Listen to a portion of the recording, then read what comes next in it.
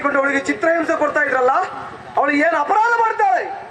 ತಪ್ಪು ಮಾಡಿದ ಎಲ್ಲವರಿಗೂ ನೀವು ಶಿಕ್ಷೆ ಕೊಡೋದು ಹೋದಂತಾದ್ರೆ ನಿನಗೆ ನಾನು ಯಾವ ಶಿಕ್ಷೆ ಕೊಡ್ಲಿ?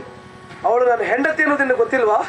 ಅವಳ ಮೈ ಮುಟ್ಟಿದ್ದೀಯಾ, ಮೈ ಮೇಲಿದ್ದ ಆಭರಣ ತೆಗೆದಿದ್ದೀಯಾ, ಕಡೆಯದಾಗಿ ಮಂಗಲಕ್ಕೆ ಕೈ ಹಾಕ್ತಾ ಇದ್ದಿ. ಯಾರು ಕೊಟ್ಟರು ನಿನಗೆ ಅಧಿಕಾರ?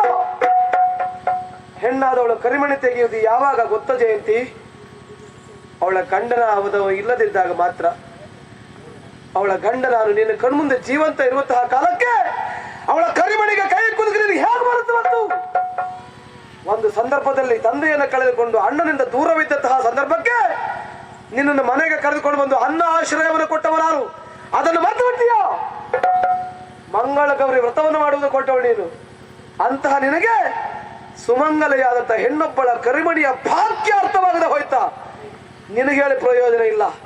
ವೀರಕೇಸರಿ, ನೀನೊಬ್ಬ ರಾಜಕುಮಾರನಿದ್ದಿ, ಸರ್ವ ವಿದ್ಯಾ ಸಂಪನ್ನನು.